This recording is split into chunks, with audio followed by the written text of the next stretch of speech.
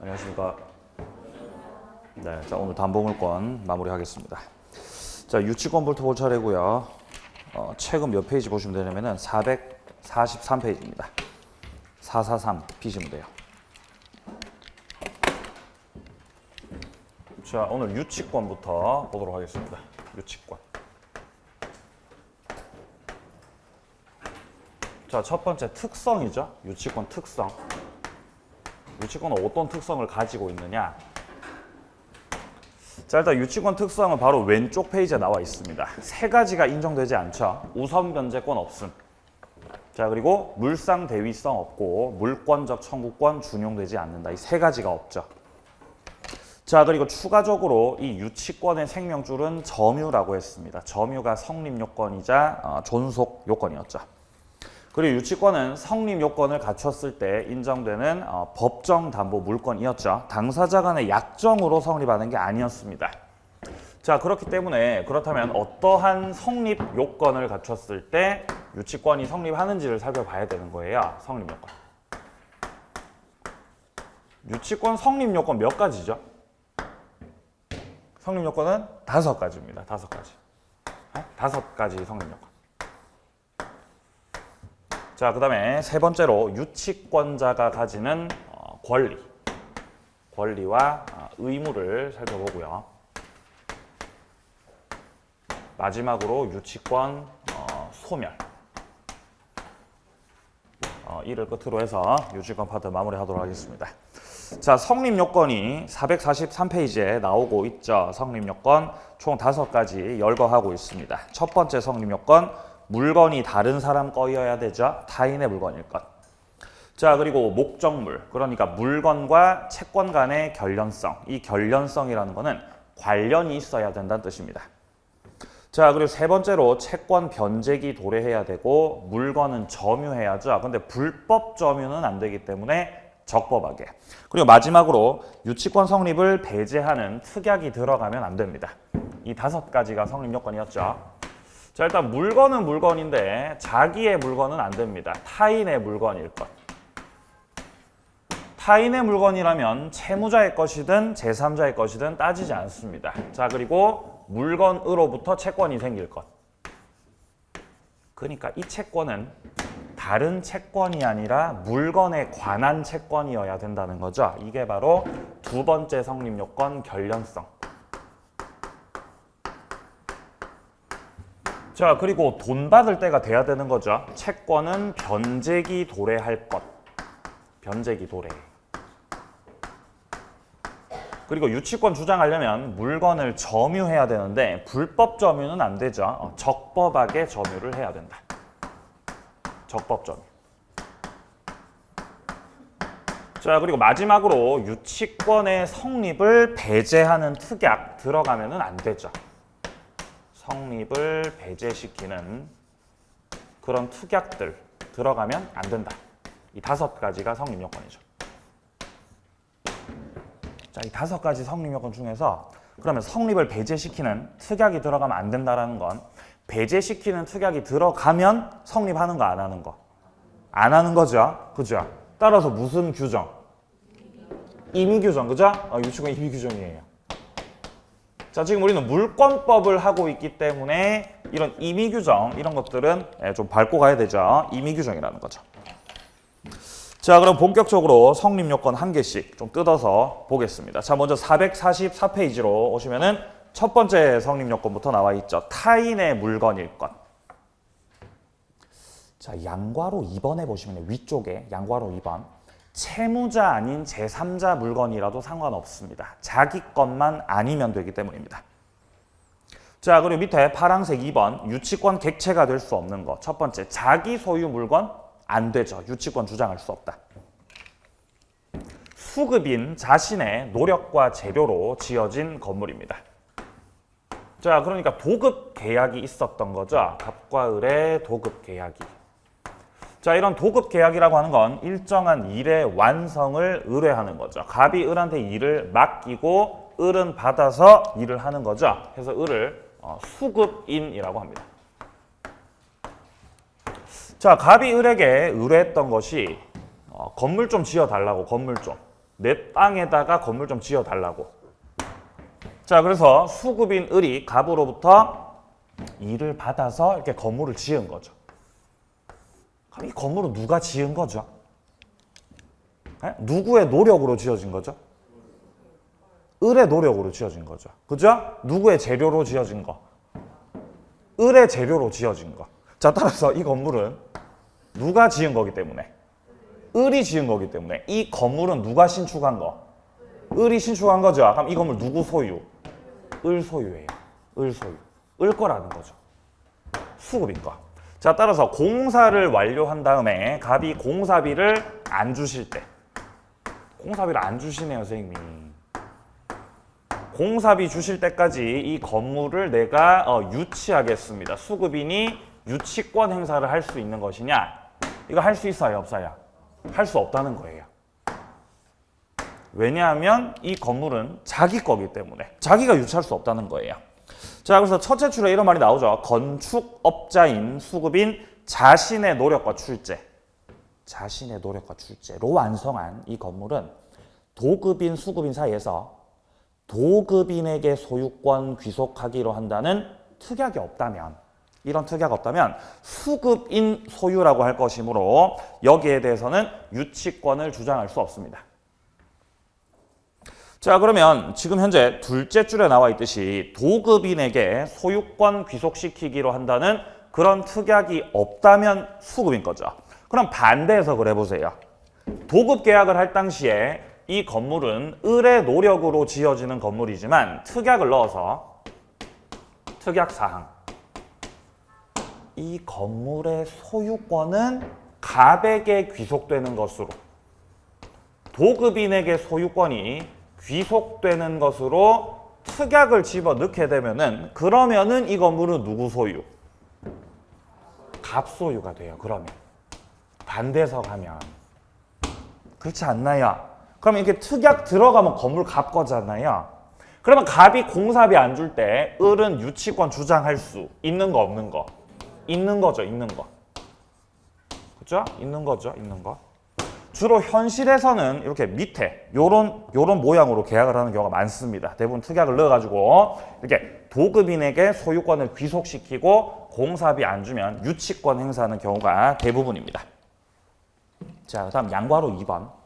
구조물에 불과한 정착물이다. 자, 이건 어떤 사건이냐면요, 이런 거예요. 자, 건물을 지으라 그랬는데 갑이 을한테 건물 지으라 그랬어요. 건물 좀 지어주세요. 이렇게. 을이 수급인이죠. 수급인. 근데 워낙에 공사 다 끝내도 돈 안 주고 도망가시는 분들이 많기 때문에 을이 이랬던 거예요. 계약을 할 당시에 일단 공사 착수금으로 일단 50% 먼저 주라는 거예요. 공사비 50% 먼저 주시고 그 다음에 공사가 완료가 되면은 그 다음에 이제 나머지 이제 주라는 거죠. 네? 어떻게 계약하는지 아시겠죠? 자, 그래서 을이 이제 갑한테 의뢰를 받아서 공사 준비하는 거예요. 공사 준비. 건물을 올리려고 지금 바닥을 깔아 놓은 거예요. 바닥을요. 공사하려고. 네? 건축 올리려고. 자, 그럼 이제 본격적으로 공사를 들어가려면 갑이 50% 이 공사비를 먼저 줘야 되겠죠? 근데 이거를 안 주는 거죠, 갑이. 그럼 을은 공사 시작한다, 공사 시작 안 한다? 안 하는 거죠. 계약을 갑이 어기고 있기 때문에. 그래서 갑이 공사비를 계속 안 주니까 을이 바닥 깔아놓은 거, 이거를 유치하겠다고 했던 거죠. 유치할게, 그럼 내가 이거. 이거 안 된다는 거예요. 왜냐하면 이거는 건물이니까 아직 건물 아니니까. 아직 건물 아니라는 거죠. 이건 독립한 물건이 아니라 그냥 바닥만 깔아 놓은 거. 이거는 토지에 그냥 부합된 걸로 봤다는 겁니다. 판례. 그냥 부합물이지, 부합물. 따라서 독립한 물건이 되지 못했기 때문에 유치권을 주장할 수 없다는 것입니다. 자, 그래서 지금 첫째 줄에 나와 있듯이 건물 신축공사 도급받은 수급인이 사회 통념상 독립한 건물이라고 볼 수가 없는 그냥 정착물. 그냥 바닥만 깔아 놓으신 거. 거푸집이라는 거죠. 이거를 설치한 상태에서 공사가 중단됐습니다. 이때 이 정착물은 그저 부합물에 불과할 뿐 독립한 물건은 아니기 때문에 유치권을 행사할 수가 없다는 것이죠. 자, 첫 번째 성립 요건이었고요. 다음 이제 두 번째 성립 요건 내려갑니다. 네모 2번에 목적물에 관해서 채권이 생겨야 되죠. 이게 바로 결련성입니다. 자, 성립 요건 중에서도 이 결련성이 가장 중요하죠. 물건하고 그다음 채권하고 관계가 있어야 된다. 결련성. 자, 우리 책에서 열거하고 있는 것들을 보면 먼저 결련성이 인정되는 것들부터 나열하고 있습니다. 결련성 인정되는 경우. 자, 결련성 인정 첫 번째는요. 가장 대표적인 것이 비용 상환 청구입니다. 비용 상환 청구권. 이 비용 상환 청구라는 건 목적물에다가 뭔가 비용을 투입했고 그 비용을 달라고 하는 거지 않습니까? 이 두 가지 종류가 있잖아요. 비용에는 뭐랑 뭐가 있어요? 네, 그렇죠. 필요비하고 유익비하고, 그렇죠? 여기. 그리고 필요비라던가 이런 유익비 같은 경우는 그 물건 자체에다가 비용을 투입하는 거죠. 그러니까 이에 관해서 발생하게 되는 채권은 물건에 관해서 생긴 채권이라는 겁니다. 자, 그래서 필요비 안 주시면 혹은 유익비 안 주시면 이를 통해 유치권 주장할 수가 있다라는 것이죠. 뭐 예를 들어 임차인이 목적물에다가 필요비를 지출했다, 유익비를 지출했다. 이거를 임대인이 안 주시면 임차인이 물건을 뭐 한다는 거예요? 유치할 수 있다는 거예요. 유치. 또 누가 비용 청구할 수 있죠? 전세권자, 그죠? 전세권자. 근데 주의하실 점은 전세권자는 필요비는 청구돼야 안 돼요. 필요비는 안 되죠. 뭐만 되죠? 유익비만, 그죠? 자, 그리고 뭐 지상권자. 지상권자. 지상권자도 필요비 청구 안 되죠. 지상권자도 유익비만 청구할 수 있습니다. 이 두 분은 유익비만 청구 가능. 왜냐하면 전세권, 지상권에 있어서는 목적물 유지수선 관리 의무가 누구한테 있기 때문에 전세권자, 지상권자, 자기 자신이 그 의무를 지고 있기 때문에 필요비는 청구할 수 없습니다. 유익비만 청구 가능하죠. 자, 그리고 또 비용을 청구할 수 있는 분들, 점유자, 회복자 간의 관계에서의 점유자. 이게 203조였잖아. 203조. 기억나세요? 203조. 그렇죠? 이분도 비용 못 받으면 유치권 주장할 수 있어요. 뭐 제3취득자. 제3취득자도 비용 상환 청구할 수 있어요. 아니, 제3취득자? 제3취득자라고 하시는 분들은 목적물에 저당권 설정된 그 이후에 소유권, 지상권, 전세권 취득한 자들. 기억나세요? 이게 저당권에서 했던 거잖아요. 그죠? 기억이 안 나죠? 나중에 만날 겁니다. 나중에. 자, 그 다음에 뭐 유치권자도. 유치권자도 비용 상환 청구할 수 있어요. 필요비, 유익비 싹 다. 그거 안 주면 그 비용 가지고 다시 유치권 행사하는 거 다 가능하다는 거죠. 그러니까 비용 상환 청구라고 하는 건 이렇게 많은 분들이 행사할 수 있어요. 전부 다 마찬가지예요. 이 비용을 못 받으면 유치권 주장할 수 있습니다. 결련성 인정이죠. 자, 다음 두 번째. 목적물로부터 받게 되는 손해배상, 채권. 결련성 인정입니다. 자, 근데 이때 손해배상 채권은 목적물로부터 생긴 손해를 말하는 거예요. 예를 들어서 대표적으로 갑이 개 산책시키다가 개가 물었을 때, 개가 을을 물었을 때. 물리면 아프잖아요. 그럼 을이 개한테 물리면 뭐가 생겨요? 청구권. 치료비 달라고. 그죠? 자, 그러면 치료비를 달라고 할 수 있는 권리, 치료비 채권, 이 손해배상 채권은 뭐로부터 생긴 거예요? 개로부터 생긴 거죠. 그러니까 갑이 치료비 안 주면 그 개를 뭐 할 수 있다? 유치할 수 있죠. 자, 그리고 세 번째. 자, 결련성 인정. 자, 목적물에다가 수리를 했을 때, 수리비 채권. 자, 아니면 뭐 건물 이런 것들을 뭐 공사했을 때 공사비. 이런 채권들은 목적물로부터 발생하게 된 채권이므로 결련성이 인정되는 것들입니다. 자, 우리 책에서도 현재 오른쪽 페이지 가보시면은 채권과 목적물 간의 결련성 인정되는 경우들. 첫 번째, 건물공사로 발생한 공사 대금 채권입니다. 이게 바로 공사비죠. 자, 건물공사 수급인이 건물의 바닥공사, 인테리어, 전기공사를 맡아서 공사비 채권이 생겼다는 거죠. 이때 이 공사비는 건물에 투입된 비용이므로 결련성 인정입니다. 양괄호 2번, 자동차 수리로 인한 수리비. 결련성 인정이에요. 수리비 안 주면 자동차 유치합니다. 3번, 강아지가 다른 사람에게 피해를 입혀서 발생하게 된 손해배상 채권. 이게 바로 걔한테 물린 거죠. 그러면 치료비를 받을 수 있고 치료비 안 주시면 이 강아지 유치할 수 있습니다. 자, 그리고 양괄호 4번에 나오고 있죠. 비용 상환 청구권. 대표적인 결련성 인정 채권입니다. 자, 지금 현재 동그라미 1번에 나오듯이 건물 임차인이 수도관 공사에다가 비용을 지출한 거죠. 그럼 이 수도관 공사에 들어간 이 비용은 건물에 투입된 비용이기 때문에 이 비용 받을 때까지 유치할 수 있습니다. 동그라미 2번도 보세요. 임대인이 필요비 상환 채무 불이행으로 인한 임차인의 손해배상 청구권이라고 나와 있죠. 그러니까 필요비 주라는 거예요. 임대차 계약에서 임차인이 아니 선생님 제가 비용을 투입했으니까 비용 달라고 하는 거예요. 필요비 달라고, 필요비. 필요비를 달라고 청구했음에도 불구하고 임대인께서 필요비 안 주시면 이 필요비를 가지고 이 채권을 가지고 유치권을 주장할 수 있습니다.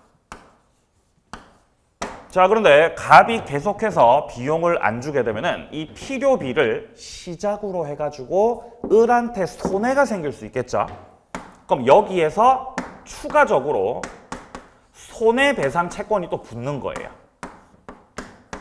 그럼 이때의 을이 가지게 되는 손해배상 채권은 기존 필요비의 연장선으로 봐야 되는 겁니다. 그래서 이 채권을 다 묶인다는 거죠. 묶인다. 그래서 이것들을 전부 다 받을 때까지 목적물을 유치할 수 있다는 거예요. 그런 점에서 이런 손해배상 채권도 포함이 된다는 것입니다. 자, 단락에서요. 필요비 상환 채무 불이행으로 인한 손해배상 청구권. 자, 이거는 본래 채권의 연장이라는 거죠. 본래 채권이 뭐를 말하는 거예요? 필요비의 연장이라는 거죠. 그래서 필요비를 가지고 유치권 주장하고 거기다가 손해배상 채권까지 얹어가지고 유치권 계속 주장할 수 있다라는 지문입니다. 결련성 인정입니다. 자, 그리고 이제 책을 뒤로 가보시면은 이제 결련성 인정을 지나서 결련성이 부정되는 것들. 결련성 인정 안 되는 것들이죠. 결련성 인정보다 부정이 더 중요하죠? 네, 부정이 더 중요해요. 자, 다음 이어서 결련성이 부정되는 경우.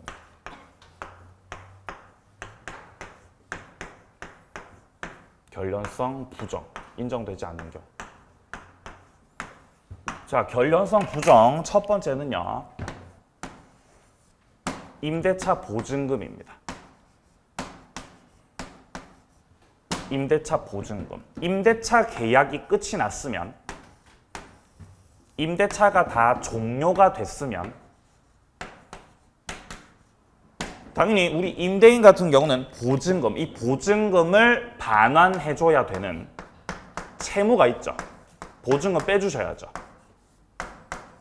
자, 그렇다는 건 반대로 임차인은 보증금을 반환받을 수 있는 채권이 있는 것이죠. 근데 갑이 보증금 안 빼줄 때 그럼 임차인이 보증금 반환 채권을 가지고 유치권을 주장할 수 있는 것이냐? 지금 이게 된다고요, 안 된다고요, 이게? 이게 안 된다는 거예요, 이게. 왜냐하면 보증금 반환 채권은 물건으로부터 생긴 겁니까? 임대차 계약으로부터 생긴 겁니까? 임대차 계약이죠. 임대차 계약이 끝났기 때문에 보증금 반환받을 수 있는 채권이 생긴 거죠. 따라서 이거는 물건 간의 결련성이 부정되는 채권이므로 유치권 주장할 수 없다는 거죠. 아니 그러면 유치권을 주장할 수 없으니까 갑이 보증금 안 빼주면 을은 보증금 못 받는 겁니까? 그걸 어떻게 해야 돼요? 이럴 때는요. 유치권이 안 되니까요. 동시이행에 항변권 행사해야 되죠. 예, 항변권. 갑이 보증금 빼줄 때까지 나도 목적물 반환해요, 반환 안 해요? 반환 안 하죠. 그죠? 유치권이 아니라 항변권으로 행사 가능합니다. 자, 그리고 다음 결련성 부정되는 것이 바로 권리금이죠. 권리금. 자, 권리금 같은 경우는 임대차 계약이 종료가 되고 지금 임차인이 권리금을 못 받고 있다는 겁니다. 자, 근데 문제는 이 권리금이라고 하는 거는 다음 세입자한테 받으셔야죠. 다음 세입자, 다음 신규 임차인. 신규 임차인 병이 권리금을 빼주지 않는다고 해서 을이 목적물을 유치하겠다라는 거는 안 된다라고 하는 것이 판례 입장입니다. 그래서 이 두 가지 대표적인 결련성 부정이죠. 자, 그게 지금 심화학습 박스 안에 1번하고 2번에 나오는 겁니다.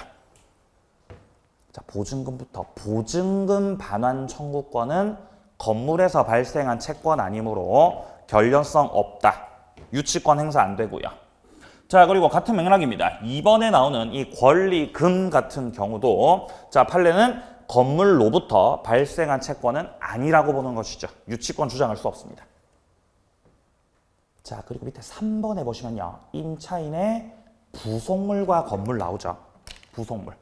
자, 결련성 부정되는 거 세 번째가 바로 매수 청구입니다. 자, 매수 청구는 부속물 매수 청구. 그 다음에 지상물 매수 청구가 있죠. 부속물 매수 청구, 지상물 매수 청구.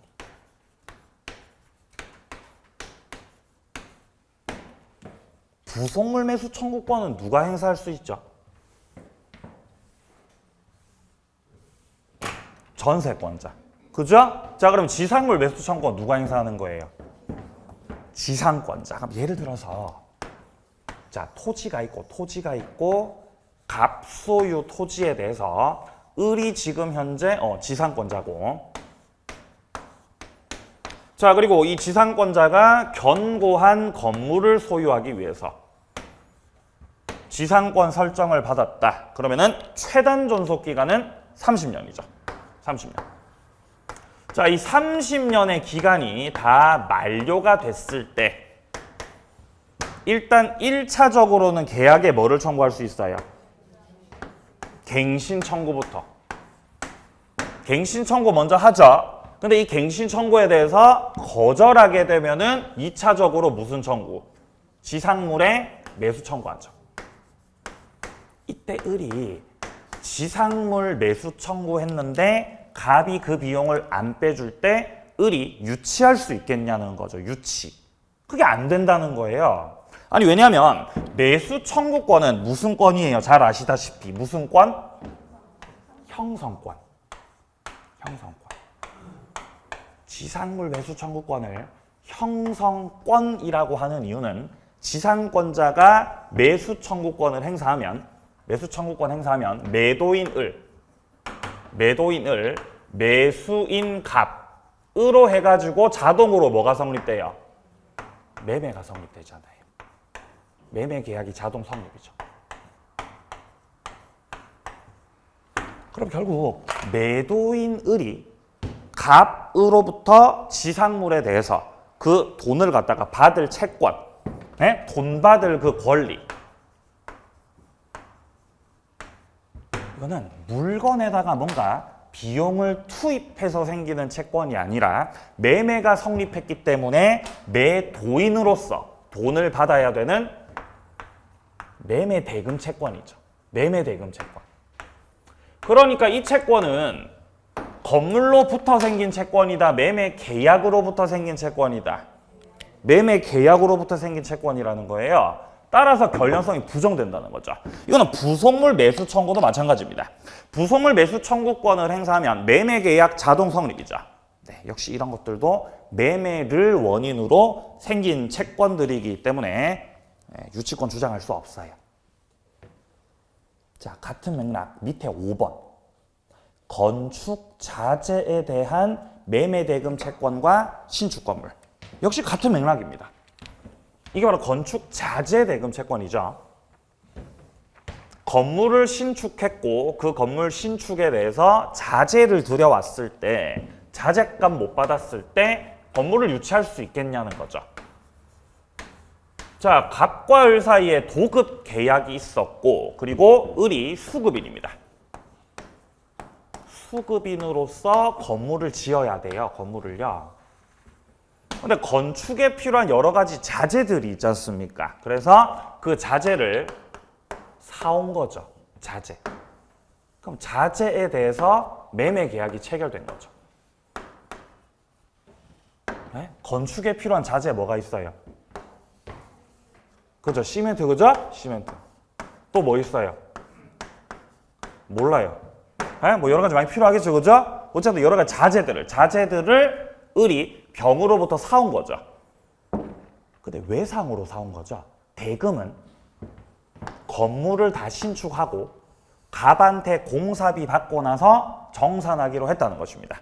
자, 그런데 건물이 다 완성되고 갑이 공사비를 안 주니까 을도 자재를 줄 수가 없는 거죠. 자재값을. 그래서 병이 너 시멘트 돌려주라. 근데 시멘트가 어디에 있어요? 여기 있잖아요. 그래서 이 건물을 유치하겠다는 거지. 그럼 지금 이거는 시멘트 유치하는 거예요? 건물 유치하는 거예요? 건물 유치잖아요. 시멘트 어디 갔어요? 없어요. 시멘트 없는 거예요. 하나의 건물이 됐잖아요. 그죠? 동산으로서의 시멘트 없는 거예요. 부동산으로서 존재할 뿐인 거죠. 자, 그래서 이때는 유치권을 행사할 수 없다는 것입니다. 결국 같은 맥락이죠. 병이 을로부터 자재값을 받을 수 있는 그 채권은 이 채권은 건물로부터 생긴 거다. 매매 계약으로부터 생긴 거다. 매매 계약으로 생긴 거죠. 역시 이것도 매매 대금 채권이라는 겁니다. 그러므로 유치권 주장할 수 없다는 겁니다. 그러니까 지금 현재 이 3번하고 5번 같은 경우는 결국 같은 맥락이라는 거예요. 무슨 채권이기 때문에? 매매 대금 채권. 매매를 원인으로 하는 채권이다라는 거죠. 밑에 6번 매도인의 매매 대금 채권과 매매 목적물 또 나오죠. 매매 대금 채권이요. 되겠어요? 안 되겠어요? 유치권이요. 이게 안 된다는 거예요. 안 된다는 거예요. 부동산 매도인이 매매 대금 채권 전부 지급받기 전에 매수인에게 이전 등기 맞춰진 경우 매도인 목적물 인도 의무 매매 대금 채권 간의 항변권은 인정되지만 유치권까지 인정할 것은 아니다라고 나와 있죠. 이전 등기를 먼저 해준 거예요. 이전 등기를. 자, 매매 계약이 체결됐어요. 자, 갑과 을 사이에서 매매 계약이 체결되었습니다. 갑이 매도인이고 을이 매수인입니다. 자, 그런데 을이 아직 갑에게 잔금을 아직 지급하지 않았어요. 아직 잔금을 지급하지 않은 상태에서 갑이 먼저 이전 등기부터 해준 거죠. 요렇게 이전 등기부터. 자, 근데 이전 등기 후는 해주되 목적물이 건물이었는데 그 건물은 현재 갑이 점유하고 있는 상태입니다. 아직 건물을 인도하지는 않은 거죠. 근데 소유권은 누구한테 있어요? 이해되세요? 이 상태죠. 돈 받았고 못 받았고? 돈 못 받았고. 근데 여기서 을이 갑한테 돈 빨리 줘야 되는데 돈 안 주고 그대로 팔아버린 거예요. 이 나쁜 놈이. 이전 등기한 거죠. 자, 그럼 을하고 병 사이에서 또 매매 계약 있었고 병에게 이전 등기 격려됐기 때문에 건물 소유자 누구예요? 이때 병이 건물 달라고 한 거죠. 야, 빨리 건물 넘겨라 이 양반아. 내가 소유자다. 청구한 거죠. 이때 갑이 여기에 대해서 내가 채권을 가지고 있고 이 건물을 점유하고 있기 때문에 나 유치권 주장할 거다 라고 했던 사건이라는 거죠. 유치권 되겠어요? 안 되겠어요? 안 된다는 거예요. 왜냐하면 당신이 가지고 있는 채권은 무슨 채권이기 때문에? 매매대금 채권. 목적물로부터 발생한 채권이 아니라는 거죠. 그런 맥락에서 역시 유치권이 안 됩니다. 그러니까 3번, 5번, 6번 다 같은 맥락이죠. 맞아요. 다 같은 맥락이죠. 다 매매대금 채권이잖아요. 이렇게 다 묶어야 돼요. 이렇게 비슷한 거 다 묶어야 돼요. 자, 그리고 마지막 4번. 4번. 신탁자의 부당이득 반환 청구권과 부동산이라고 나와 있죠. 자, 이게 바로 계약 명의신탁에서 나오는 것입니다. 계약 명의신탁. 자, 결련성 부정 5번째 내용입니다.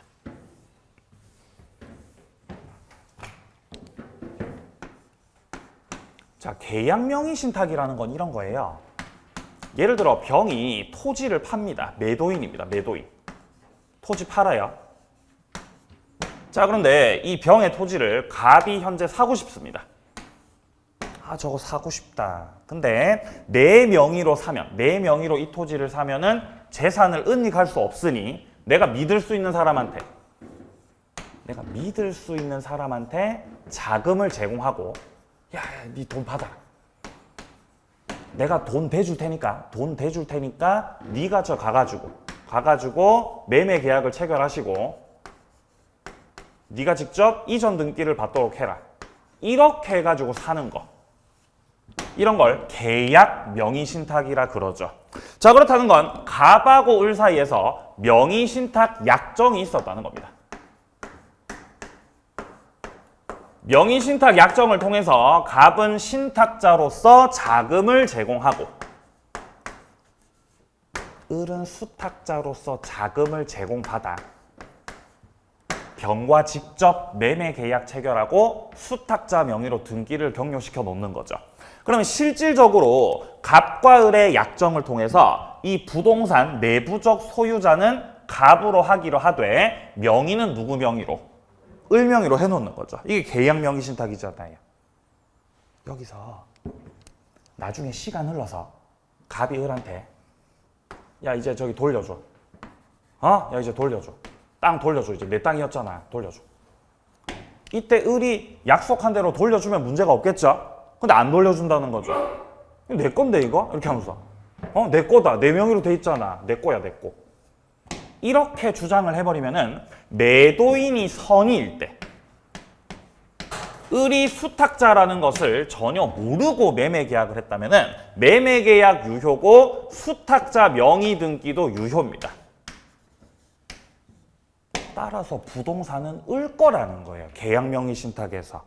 따라서 갑은 을에게 부동산 돌려달라고 할 수가 없다는 거죠. 부동산 돌려달라고 할 수 없다.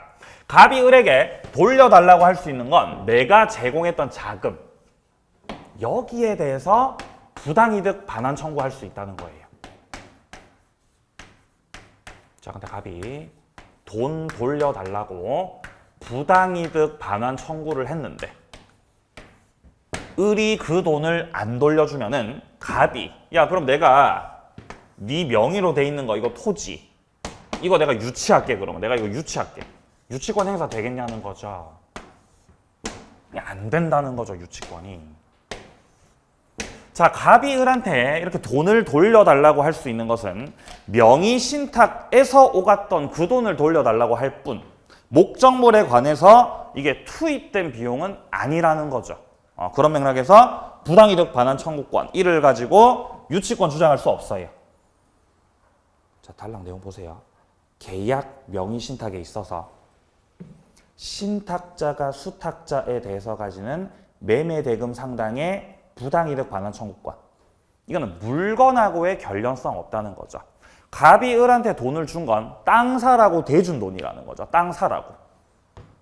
괄호 속에 나와 있잖아요. 땅 사라고 대준 돈이고 부동산 자체로부터 생긴 채권은 아니라는 거죠. 자, 그러므로 신탁자의 매매 대금에 대한 부당이득 반환 청구권을 이거를 채권으로 해서 유치권 주장할 수 없다는 것입니다. 자, 그래서 유치권이 부정되는 것들을 위주로 해서 내용을 정리하시면 되겠습니다. 밑에 표 정리된 거 보이세요? 표 한번 더 보죠. 결련성 인정되는 거, 왼쪽에 인정되는 거. 첫 번째 비용 상환 청구. 두 번째 공사비. 자, 3번은 동물의 불법으로 인한 손해배상 채권. 개한테 물린 거요. 자, 4번에 수리비. 결련성 인정. 자, 그리고 결련성 부정되는 거. 보증금 권리금. 3번 신탁자의 부당이득 반환 청구. 4번 건축 자재에 대한 매매대금 채권. 자, 5번은 부동산 매매로 인한 매매대금 채권. 역시 다 결련성이 부정되는 것들입니다. 추가를 하자면은 부속물 매수 청구, 지상물 매수 청구권. 그거 가지고도 유치권 행사 안 된다 그랬죠. 지상물 매수 청구, 부속물 매수 청구. 그것도 전부 다 매매대금 채권입니다. 자, 여기까지 해서 결련성과 관련된 판례들, 내용들 살펴봤고요. 자, 그럼 이제 오른쪽 페이지 가시면은 세 번째 성립 요건, 채권은 변제기에 도래해야 된다. 돈 받을 날짜가 돼야 유치권을 주장할 수 있다는 것이죠. 채권 변제기 도래 관련해 가지고는 판례 한 개만 아시면 돼요. 판례 한 개만. 비용 상환 청구 중에서 특히 이 유익비에 대해서는 유익비 청구에 대해서 법원에서 상당한 상환 기간을 허여할 수 있죠. 상환기간 허여. 이 허여가 뭔 말이었죠? 허여. 네? 허여가 뭔 말이었죠? 허락하는 거예요. 예, 유예를 허락하는 거. 법원에서 유예 허락하는 거죠. 야, 너 유익비 지금 받지 말고 나중에 받으라는 거죠. 이거를 변제기를 뒤로 밀어버리는 거죠. 자, 이렇게 법원에서 상환기간 허여, 이렇게 이제 판결이 떨어지게 되면은 원래는 유익비 못 받았을 때 유치권을 주장할 수 있는 거지만 유예가 허락됐기 때문에 변제기가 뒤로 밀려나게 되고 유치권을 주장할 수 없음. 기억나세요? 네? 상환기간 허여라는 말만 나오면은 고민하지 말고 유치권 성립하지 않는다. 이렇게 연결돼야 된다 그랬죠. 자, 그게 지금 2번에 나오고 있습니다. 파란색 2번에. 채권이 변제기 도래하기 전 이 상황에서는 유치권 성립하지 않죠. 때문에 네 번째 줄. 임대차에서 유익비 상환 청구에 대해서 법원이 상당한 상환 기간을 허여했다. 유예를 허여했습니다. 자, 이렇게 되면은 유치권 성립하지 않습니다. 변제기 뒤로 밀려나서 그런 거죠. 자, 다음 네 번째 성립 요건, 점유를 해야 됩니다. 근데 적법하게 점유해야 돼요. 자, 먼저 점유와 관련해 가지고는 밑에 쪽 양괄호 1번에서 점유가 생명줄이라고 말하고 있죠. 점유가 유치권의 성립 요건이면서 더불어 존속 요건이다.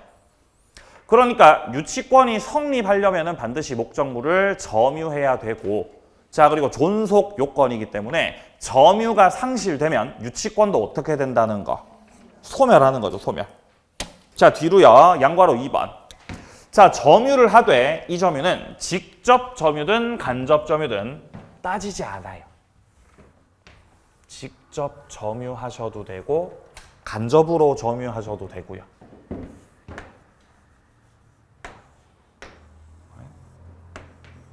이 개가 뽀삐가 을을 물었을 때, 뽀삐가 을을 물었을 때 을은 채권이 생기고 갑이 치료비 줄 때까지 이 개를 유치할 수 있다 그랬죠? 유치권 주장.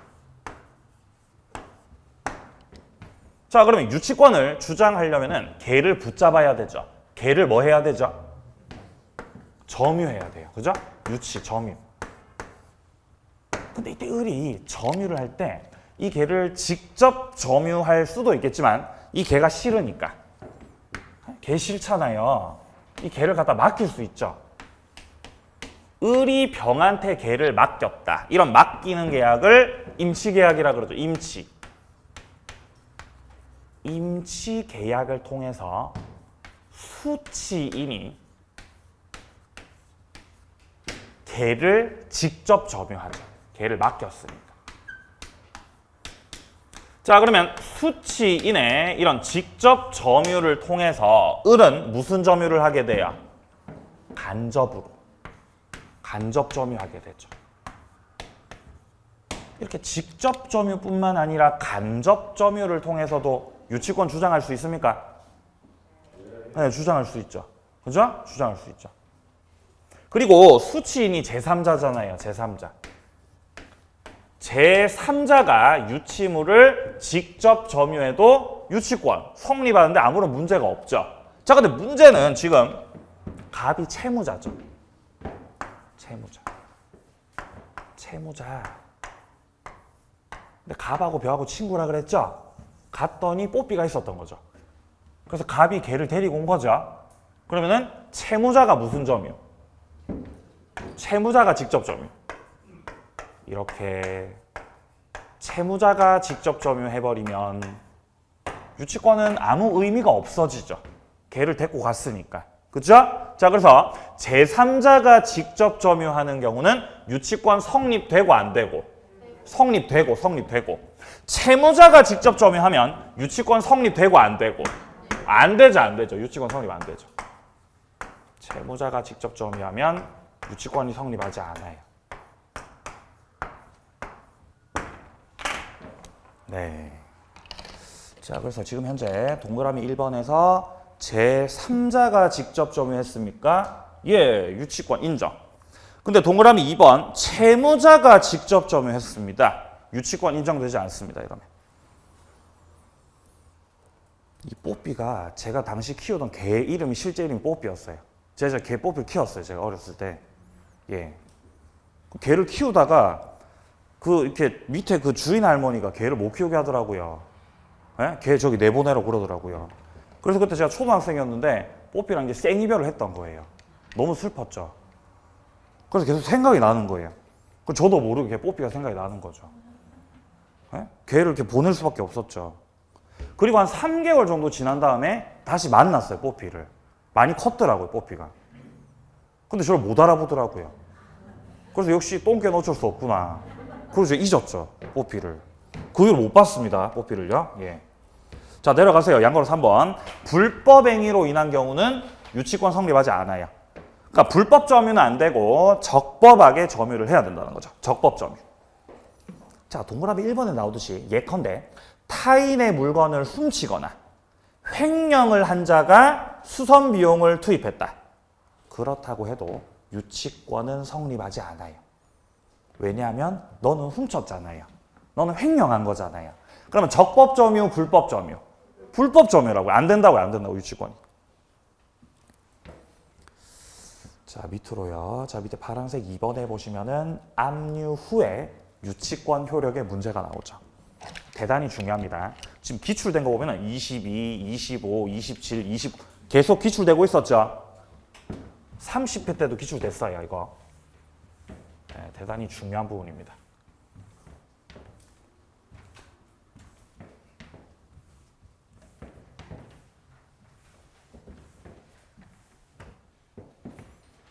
자, 이거 어떤 내용이냐면은, 자, 예를 들어 갑이 건물을 가지고 있고, 자, 갑이 건물 가지고 있어요. 건물. 자, 그리고 이 건물에 저당권이 설정돼 있어요. 저당권이. 갑이 변제 못하면 이제 경매 청구할 수 있겠죠. 자, 그리고 이런 상태에서 저당권 성립돼 있는 상태에서 그 뒷순위로 병이 저 건물을 공사했어요. 그럼 공사비를 받을 수 있죠. 공사비 받을 수 있는 채권이 있죠. 채권. 그렇죠? 예. 자, 이런 상태에서 갑이 공사비를 안 줘서 병이 저 건물을 점유하기 시작했어요. 점유를 하기 시작했다. 자, 그러면 채권을 가진 자, 물건에 대해서 채권을 가진 자가 점유를 했으니까 병의 유치권이 성립해요, 성립 안 해요? 하는 거 안 하는 거 성립하죠, 유치권이. 그죠? 유치권 성립하죠. 자, 그리고 나서 이후에 이 저당권자가 경매를 신청했습니다. 자, 경매를 신청한다는 건 경매 개시 결정 기입 등기가 된다는 거죠. 경매 개시 결정. 경매 신청을 딱 하면 목적물 등기부에 경매 개시 결정 이렇게 기입 등기가 격려됩니다. 기입 등기. 그러니까 곧 목적물이 경매에 들어갈 거다. 매각이 될 것이다. 라는 걸 알리는 거죠. 경매 개시 결정. 이렇게 되면은 압류 효력이 생겨요. 압류. 압류의 효력이 생기므로 갑이 이제 이 건물을 함부로 파실 수가 없는 겁니다. 자, 그럼 이 경우는 지금 점유를 먼저 했어요? 을이 경매 신청을 먼저 했어요? 점유 먼저 했죠? 자, 그러니까 경매 개시 결정 기입 등기 전 을이 채권 가지고 있던 병이 목적물을 먼저 점유하신 거죠. 그러면 문제없이 유치권이 성립한다는 거예요. 성립한다. 자, 그리고 목적물이 경매에 들어갔다고 해도 유치권자는 경락인에게도 유치권 주장할 수가 있죠. 자, 근데 반대로 그러면 경매 개시 결정 기입 등기가 먼저 이루어졌고 경매 신청 먼저 했고 그 후에 채권 가지고 있던 병이 목적물을 점유했다면 어떻게 되느냐? 이러면은 을이 빨랐어요, 병이 빨랐어요? 을이 빨랐죠. 그럼 이때는 병이 과연 유치권을 주장할 수 있겠냐는 거죠? 유치권 성립. 하겠어요, 안 하겠어요? 성립 안 하겠죠, 그죠? 안 할 것 같지만 성립해요. 에? 성립 안 할 것 같지만 성립을 합니다. 자, 그러니까 경매 개시 결정 기입 등기 전에 점유를 해도 유치권은 성립하고 후에 점유를 해도 유치권 성립한다는 거예요. 자, 점유 먼저 하고 그 다음에 경매 신청했다. 유치권 성립. 유치권 성립. 자, 그리고 경매 개시 결정 기입 등기 먼저 되고 나서 점유했다. 유치권은 성립. 둘 다 성립해. 둘 다 성립. 그럼 둘 다 성립하는데 왜 이거를 굳이 구별하느냐? 이유가 있어요. 이 위에 유치권 있죠? 위에 유치권. 이거는 점유부터 먼저 하셨잖아요. 이런 유치권을 우리 책에서 완전한 유치권이라고 하고 있습니다. 완전한 유치권.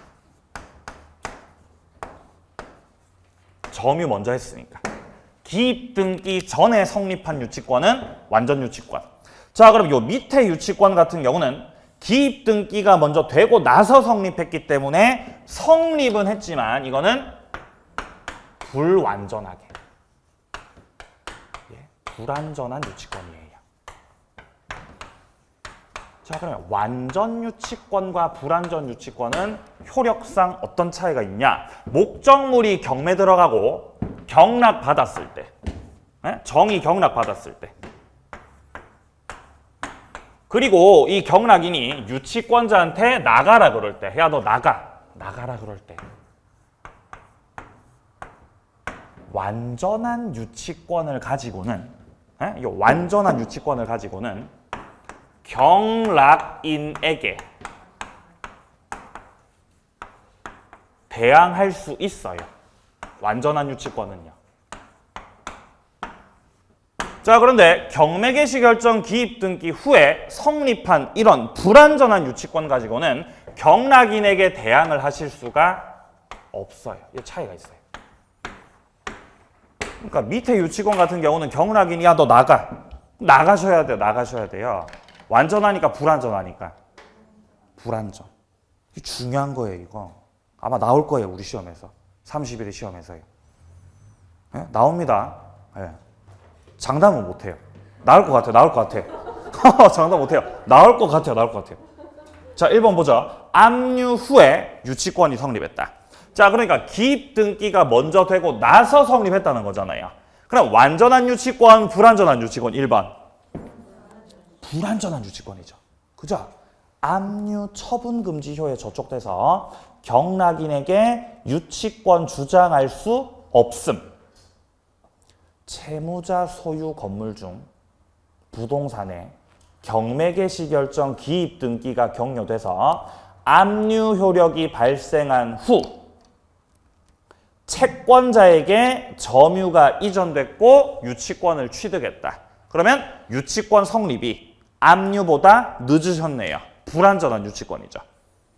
자, 따라서 이런 경우는 마지막 줄에 보시면은 경매 절차 매수인에게 밑에서 두 번째 줄 경매 절차 매수인에게 대항할 수 없다.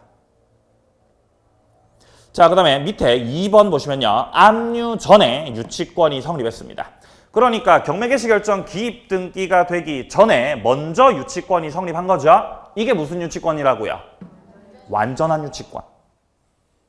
압류 효력 발생 전, 즉 경매개시 결정 등기가 되기 전에 이미 부동산에 관해서 유치권 취득한 사람은 그 취득에 앞서 저당권 설정 등기나 가압류, 체납 처분 등기 이런 게 먼저 되어 있다고 해도 경락인에게 유치권 주장하실 수 있다는 거예요. 나는 이미 성립했던 유치권이기 때문이죠. 완전한 유치권입니다. 1번하고 2번하고 잘 비교해 두시기 바랍니다.